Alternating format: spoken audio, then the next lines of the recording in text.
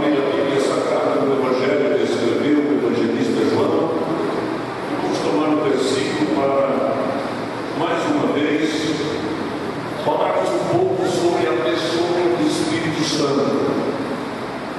E só em proceder esta orientação já deve ser para nós motivo de dizer glória a Deus, porquanto já vimos, não fora o Espírito Santo atuando, possivelmente nenhum de nós estaríamos aqui. E não estando aqui é de ter ciência que qualquer outro lugar nos coloca em situação de tensão, de preocupação e de muito risco, porque o único lugar seguro é em Jerusalém, porque ali o Senhor está presente. A Bíblia diz, o salmista escreveu, porque ali o Senhor ordena a bênção e a vida para sempre.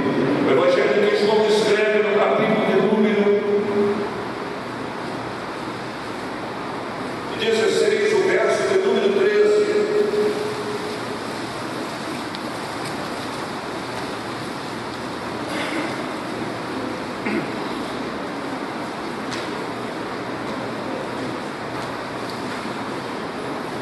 Um verso conhecido da Bíblia Sagrada, e ele é oportuno para que continuemos tratando um pouco sobre a pessoa do Espírito Santo, que muitas informações surgem sobre este ser extraordinário.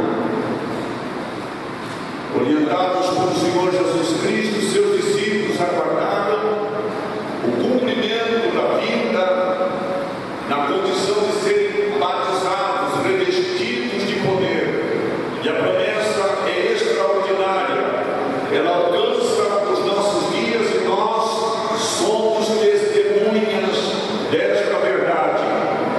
Verso 13 do capítulo 16 está escrito: mas quando vier aquele Espírito da verdade, ele nos guiará em toda a verdade, porque não falará de si mesmo, mas dirá tudo o que tiver ouvido e vos anunciará o que há de vir.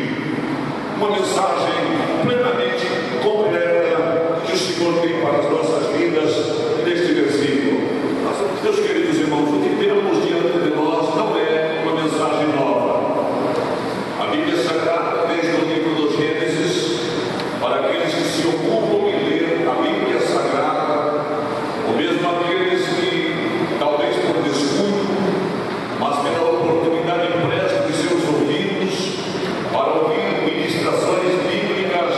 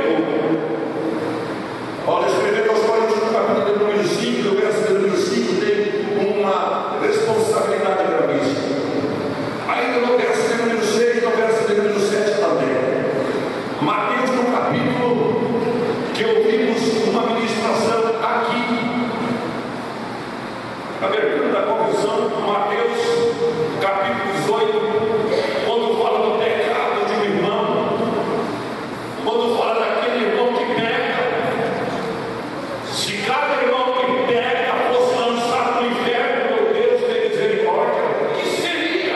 Qual seria o importante papel da igreja? Qual seria o significado da sua existência? Jesus foi claro em dizer: os sãos não precisam de médico, sim os doentes. Não importa a gravidade da enfermidade, o sangue de Jesus Cristo tem poder para nos purificar de todo o pecado. Basta o pecador sentir necessidade e desejar. Então, nós temos Paulo escrevendo a Timóteo no capítulo número 5, e eu gostaria que Jesus abrisse a Bíblia Sagrada para lermos juntos um verso desta palavra, porquanto ela nos ajuda a caminhar dentro daquilo que é a ação do Espírito Santo da igreja. Capítulo número 5, verso número 20. Olha o que diz o apóstolo Paulo, recomendando a Timóteo na ação que deve proceder dentro da igreja. Aos que pecarem, repreende-os na presença de todos, para que também os outros tenham, o que está escrito aí? Para que também os outros tenham temor. Se você recordar um pouquinho, você vai observar que isso aqui está dirigido a algum tipo de qualificação ministerial. Mas eu quero que você, em sã consciência e juízo, se isso é para a repreensão de um obreiro, então também é para a repreensão de um crente. Porque primeiro, antes de ser obreiro, ele tem que ser crente, tem que ser membro da igreja. Então, se isto é uma atitude a ser praticada por aqueles que ocupam o ofício do ministério, isto é algo para ser praticado por aqueles que são membros da congregação. E a Bíblia Sagrada disse, Paulo escrevendo: repreende-os na presença de todos. A Bíblia Sagrada está escrita exatamente assim no livro que você tem aberto aí. Você que está em casa, abra a Bíblia que você tem e veja na epístola que Paulo, na carta que Paulo manda a Timóteo, a primeira carta, no capítulo 5, verso 20. Daí você já vai descobrindo algumas coisas, como os homens destes dias tentam se confrontar com Deus, tributando valores ao que não tem e extraindo valores do que tem.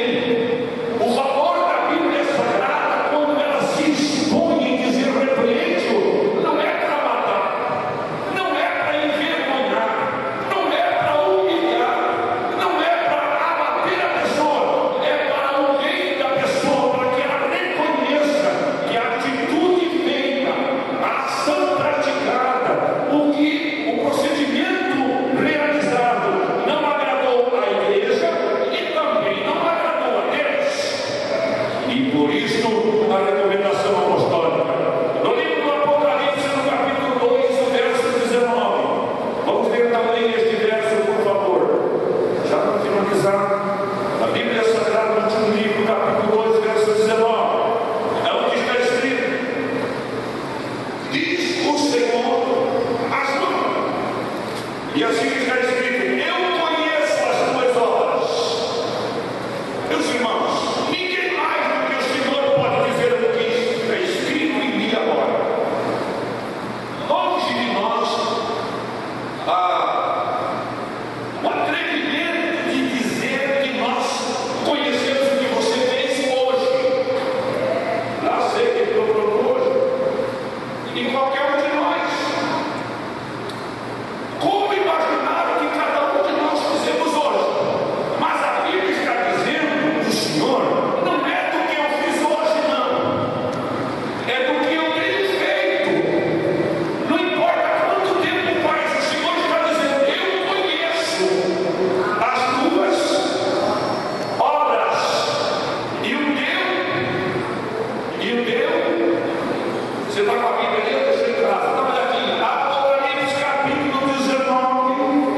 Perdão, o capítulo 2, o verso 19.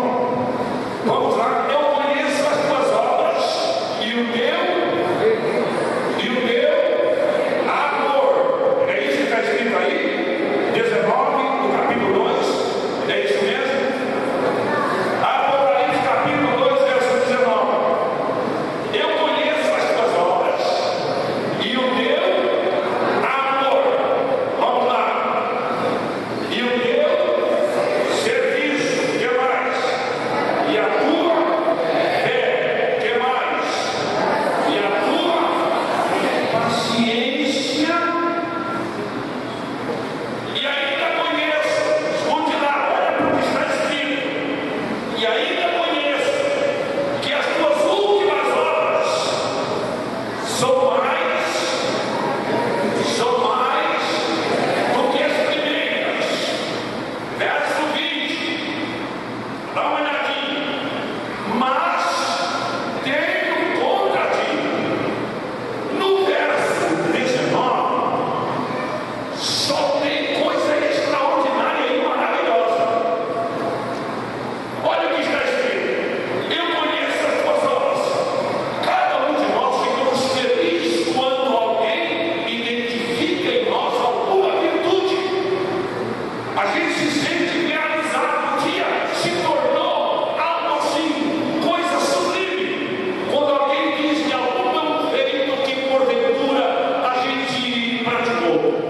E o Senhor está dizendo a esta igreja, a igreja de Tiatira, a igreja sofredora, eu conheço as tuas obras e o teu amor. O apóstolo Paulo disse que o amor cobre todos os defeitos, mas ele se reportava a casamento. Ele não estava falando de salvação. Deixa eu ver, agora aqui está dizendo: conheço as tuas obras e o teu amor, e o teu serviço, e a tua fé, e a tua paciência, e que as tuas últimas obras são mais do que as primeiras. Se a Bíblia tivesse fechado aqui, que maravilha! Acontece que nosso Deus é perfeito em tudo que vê. Ele dá para a gente aqui uma lição, que ele não vê em nós só que não presta. Não, por favor. Esse mal é humano. É a gente que, quando olha para uma pessoa, virtudes positivas, às vezes a gente escurece. Mas se aquela pessoa tem algo negativo, é tudo que brilha aos nossos olhos. Mas Deus é diferente. Ele olha para a pessoa e, pelo que a Bíblia diz, Deus procura primeiro que te moldem a pessoa. Porque o que não presta se vai encontrar em algum momento. Então ele chega primeiro para encontrar as boas virtudes. Tem que gerar algumas, tá, queridos? Porque quando ele vem ao nosso encontro, ele procura em nós alguma coisa boa, algo que lhe é agradável. E diz que amor, serviço, fé, paciência, e que as últimas obras são mais do que as primeiras. Porém, tenho contra ti que toleres.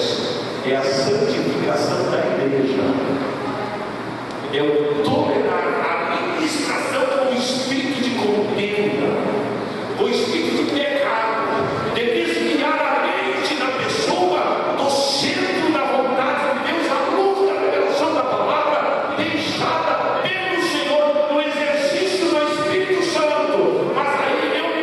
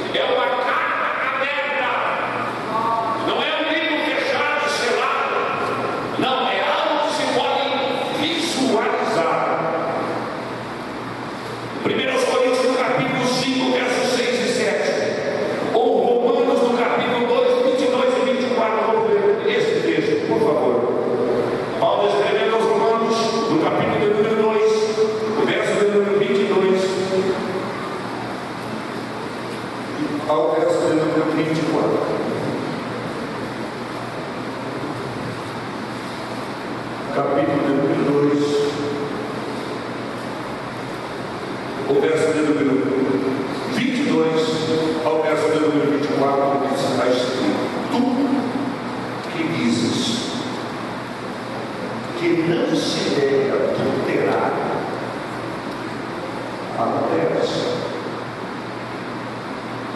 Tu que abominas os ídolos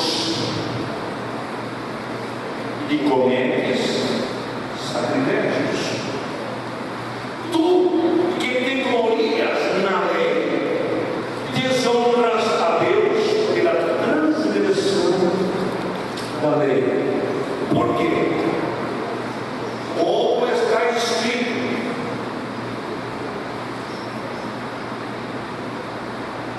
o nome de Deus é blasfemado entre os gentios por causa de vós. Queridos irmãos, o mundo não se escandaliza quando qualquer dos integrantes do mundo comete o maior barbarismo. Não, o mundo não estranha. Isso é prático deles. Isso é comum. Essas coisas que a gente fica assustado a acontecer é porque isso não é comum no nosso meio. Mas aí fora, com aquelas vidas, uma grande parte delas, que não tem o ensino da Bíblia para pautar as suas ações. Roubar é uma questão de habilidade e agregar o valor mais nas suas economias. Falar mal dos outros é descobrir virtudes ruins em pessoas não recomendadas.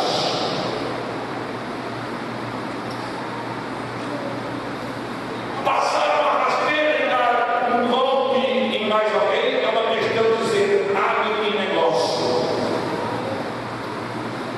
Mas na casa de Deus é diferente, porque aqui o Senhor nos dá um parâmetro claro a ser seguido, e o Espírito Santo caminha com a igreja para que ela se paute nesta direção.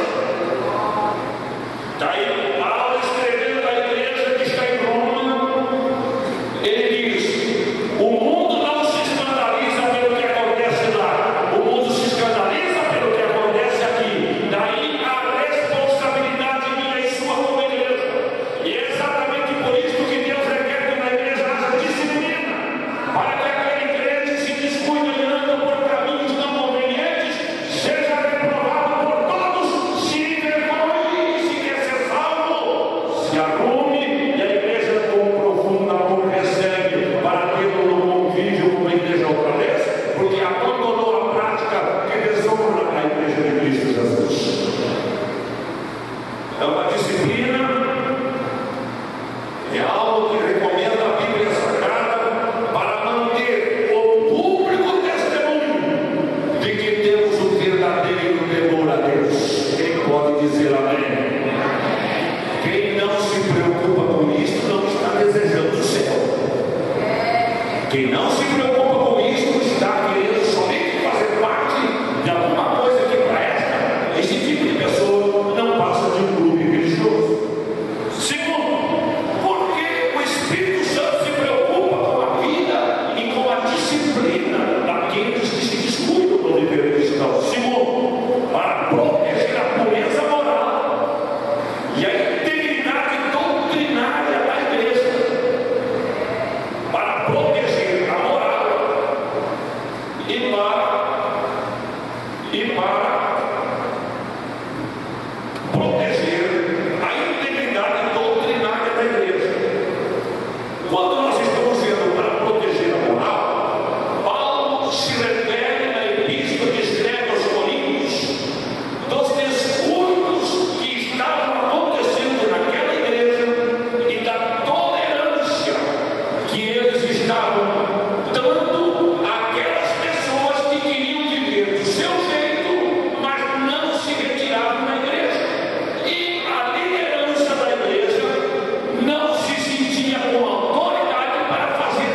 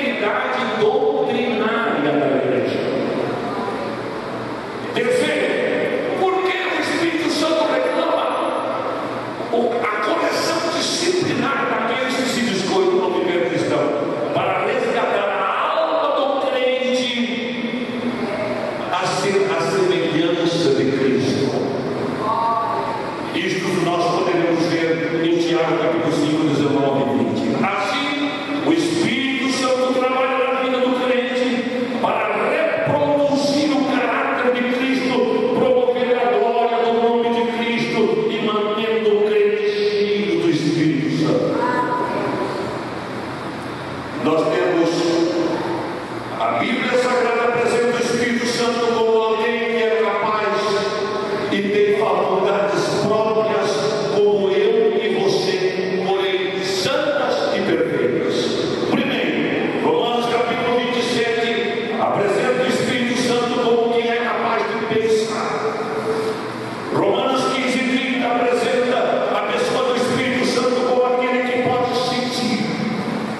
1 Coríntios capítulo 12, verso 11 apresenta a Bíblia Sagrada, a pessoa do Espírito Santo como aquele que orienta. Ainda, a Bíblia Sagrada nos mostra que a pessoa do Espírito Santo é aquele que é capaz de acompanhar o aflito e lhe assistir dando consolo, mudando o rumo dos seus sentimentos, porquanto ele também tem sentimentos.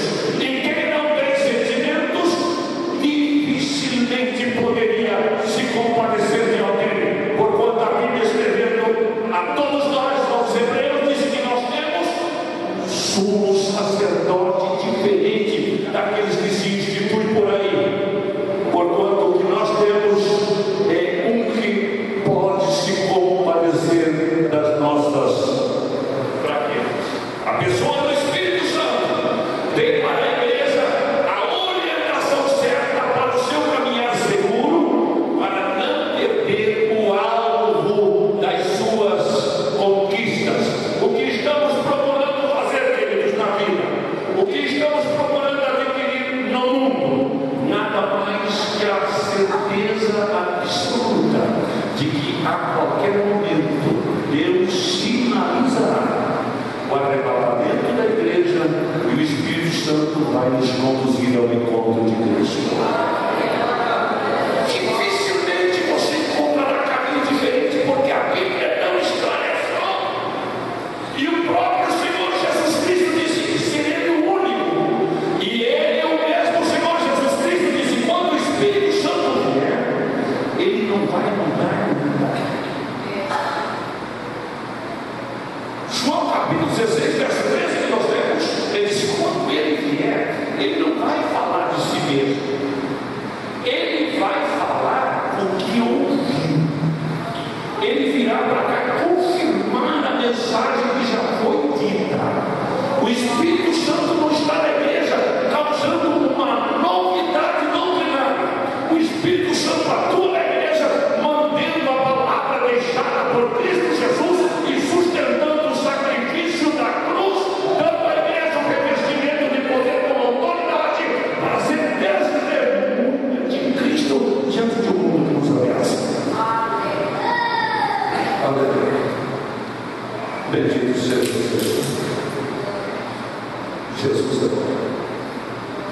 O Espírito Santo tem a alegria e a satisfação de ser para nós, e nós temos a felicidade e o privilégio de tê-lo como o agente da salvação. Talvez vocês tenham dificuldade de ter o agente da salvação, aquele que promove o acontecer. O agente de uma empresa, o agente de um negócio, de uma representação, é a pessoa que faz o contato. O Espírito Santo é o que faz o contato com o céu em nosso benefício e favor. Ele está aqui como agente divino para fazer o contato com o céu. Então, não tendo a pessoa do Espírito Santo, o contato com o céu está com dificuldade. Nas suas atribuições, ele trabalha a salvação convencendo o homem no pecado, revela a verdade, realiza no crente que aceita Cristo Jesus como Salvador o novo nascimento, nos torna membro do corpo de Cristo. E por fim, habita em nós.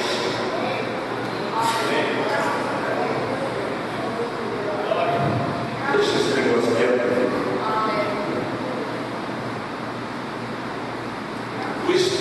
Santo atua na vida do crente, na vida da pessoa, convencendo a pessoa. Ele promove na pessoa algo que Paulo escreveu aos Romanos no capítulo 8, a regeneração. Com a regeneração deste homem, abre-se a possibilidade deste homem trilhar o caminho da santificação. Com a santificação, trata-se da possibilidade da permanência do Espírito Santo na vida do crente, atuando, se manifestando. Não que ele não permaneça na vida daquele que comete transgressão.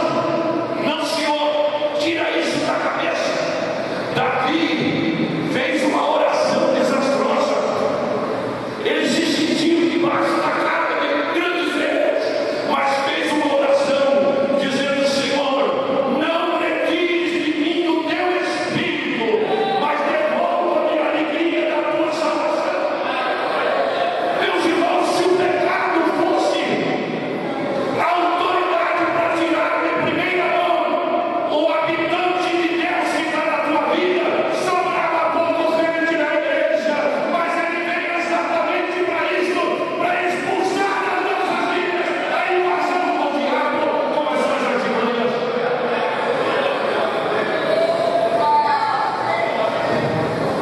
As explicações mais corriqueiras e comuns dizem aqueles que querem trazer mais próximo das pessoas a compreensão.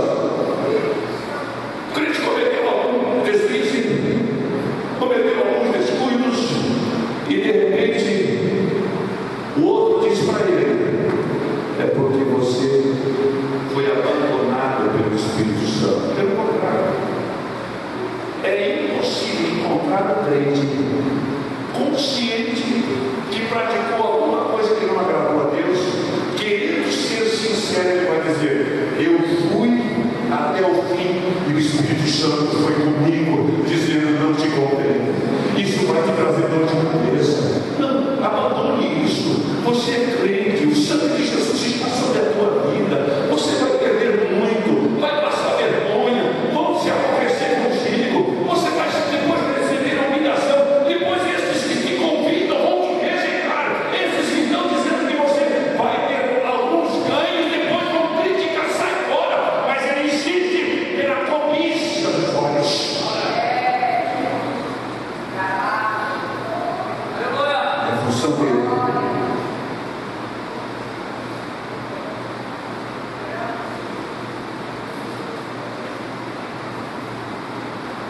O Espírito Santo como um agente de santificação,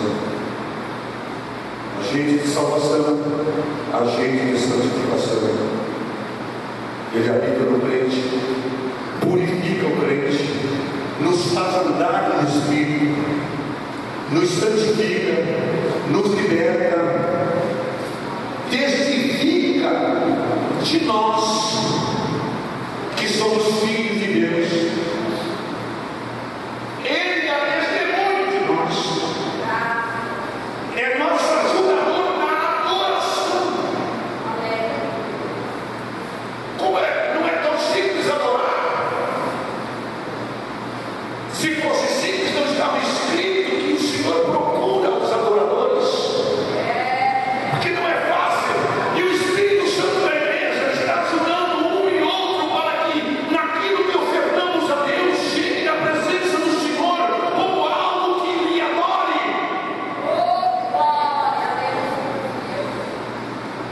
Por fim, eu trago também dizendo que Ele é o nosso intercessor. Só que a intercessão que Ele faz é bem diferente da que eu faço e da que você faz. Porque Ele intercede por nós, entendendo claramente o que somos, o que temos, o que enfrentamos e o que estamos dizendo. Ele entende como nós deveríamos dizer para Deus. E às vezes não dizemos como deveria ser dito, mas Ele nos assiste e recebe a nossa oração e traduz da vontade de Deus e coloca diante do Senhor.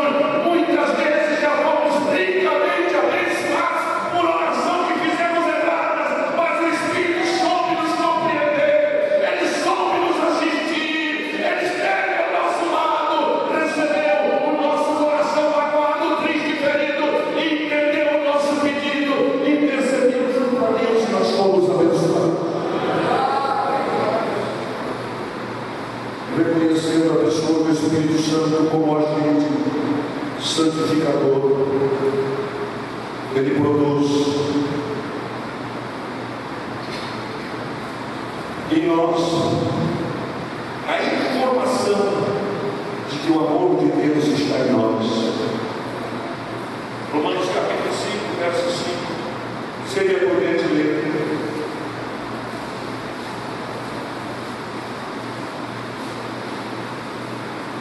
Onde está escrito: e a esperança não traz confusão, porquanto o amor de Deus está derramado em nosso coração. O amor de Deus está derramado em nosso coração pelo Espírito Santo que nos foi dado. Como nós temos descuidado, como nós temos perdido ricas oportunidades de sermos mais abençoados, mas temos nos descuidado de uma estreita convivência com o Espírito Santo. Que vaidade religiosa é esta? Que dobramos os nossos joelhos? Que simplicidade brutal é esta? Que dobramos os nossos joelhos e oramos a Deus dizendo: Senhor, venha me ajudar, venha me socorrer. Como? Ele está lutando que eu e você compreendamos de que Ele já mora aqui dentro, Ele não vai vir. Se eu estou me sentindo na condição de fazer esta oração, eu devo então não orar assim. Eu deveria orar: Senhor, enche-me do teu Espírito, porque Atos dos Apóstolos, no capítulo 5, declara Lucas ao escrever, dizendo que o Espírito Santo é Deus, e ele veio para habitar no coração do crente. Então o crente não precisa de Deus, manda, porque já está na minha e na tua vida, querido.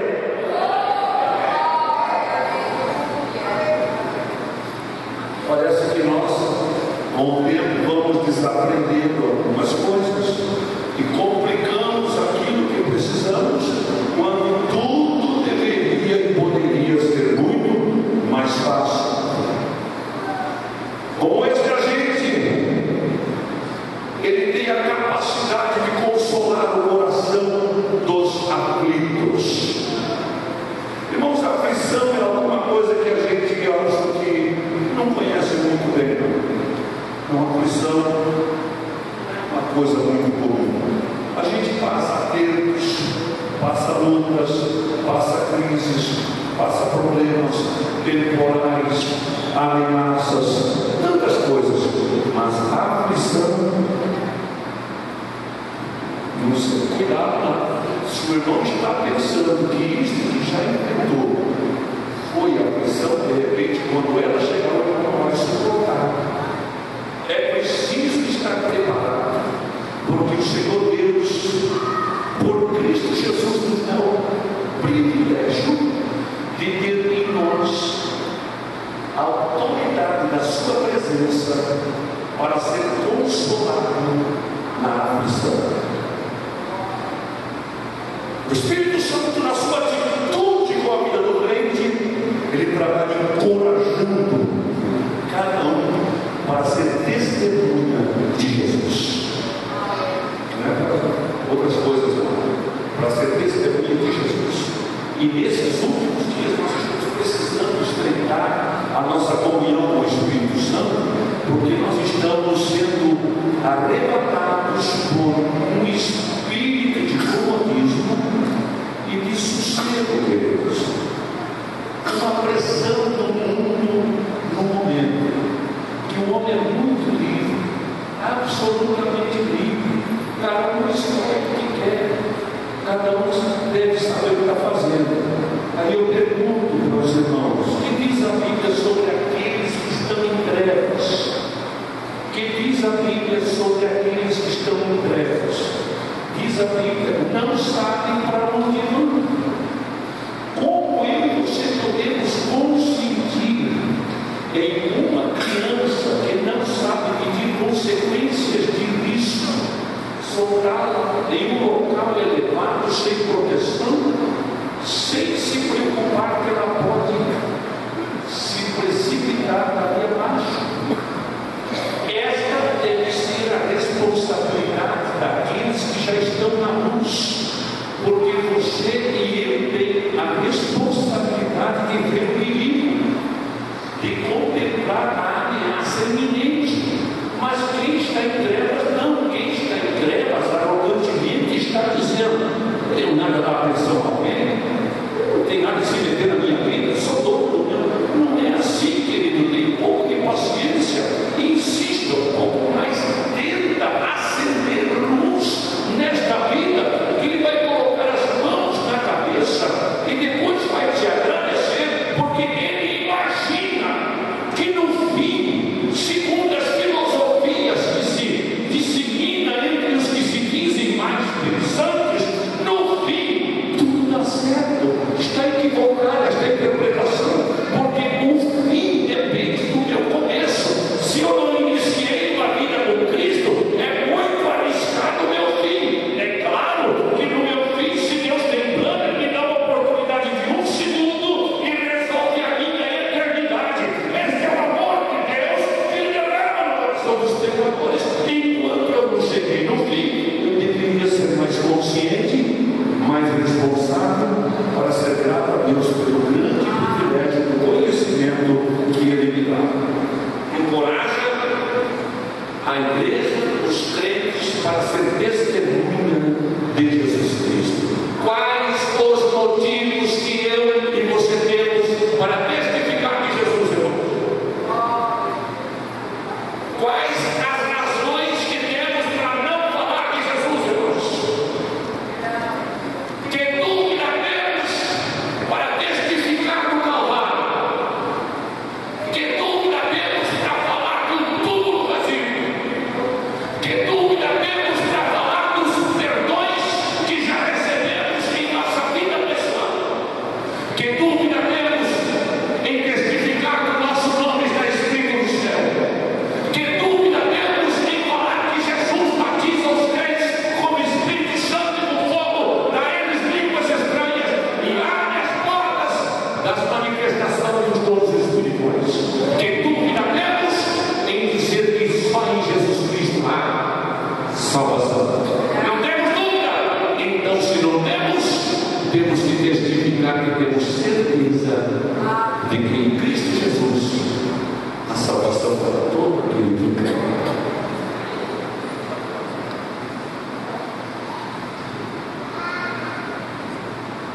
O Espírito Santo é quem capacita o crente para o serviço cristão, agindo, revestido de poder, operando milagres, distribuindo dons e dando forças para viver o caráter de Cristo. Gostaria que os irmãos observassem que diferente não serve. Jesus está constituindo aqui uma família. Uma família. Esta igreja, a igreja de Deus, é vista como um corpo. E este corpo, estes membros, são assistidos por um comando que governa todas as ações dele. E é exatamente por isso que Deus espera que eu, você e todos nós, inclusive você que está me ouvindo pelo rádio, assumamos urgentemente o desejo de vivermos o caráter de Cristo. Somos irmãos, temos uma responsabilidade, e é exatamente para isto que Ele veio. A pessoa do Espírito Santo tem para com a vida do crente a responsabilidade sublime de ajudar a gente lá no mundo. Leva o pregador, leva o rádio, leva o folheto, leva uma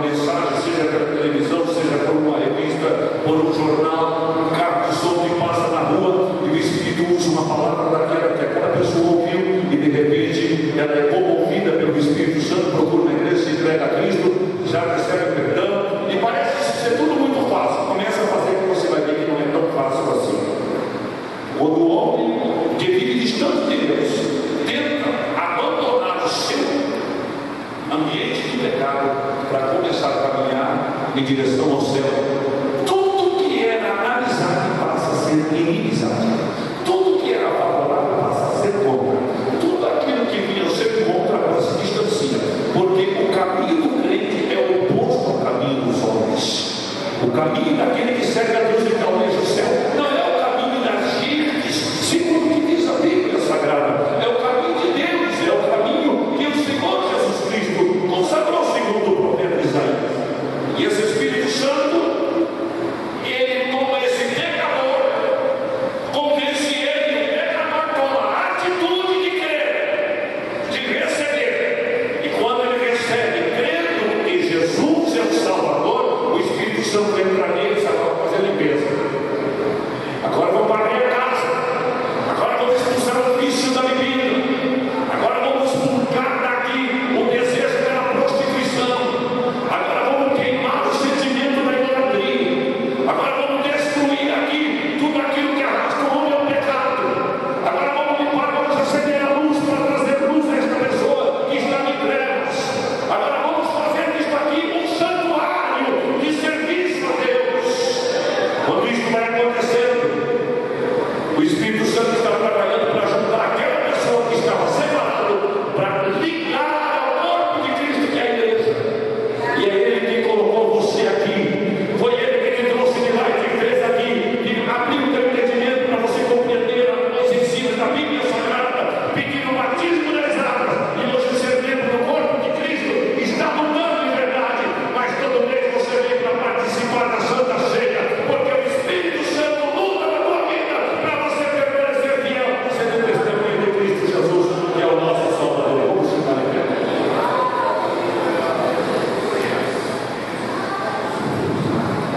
Não se esqueça, eu e você recebemos um grande presente de Deus, a pessoa do Espírito Santo, que está com você aonde você for, vai com você aonde você vai, passa com você o que você passa. Ele só vai te abandonar quando você dizer a ele: eu não te quero mais. Mas enquanto você tiver coragem de dizer: sou fraco, mas eu preciso de ti, ando com problemas na minha vida pessoal, espiritual, sentimental, os meus negócios estão tudo a trabalhar, mas Espírito Santo, eu preciso de ti, eu preciso da tua companhia. Se o Senhor me abandonar, eu vou perecer nessa marasma de situações confusas. Insista, Ele vai te dar força, vai te dar coragem para você sentir graça e abandonar esse mundo das coisas não lícitas para fazer uma ajuda do Espírito Santo na prática da regeneração e o caminhar na vida de santificação, que diz a Bíblia: sem a qual ninguém verá o Senhor. Não multidão, causando intriga ou medos, porque o Espírito Santo sente, se entristece e apaixona-se por você. Ele é apaixonado por nós.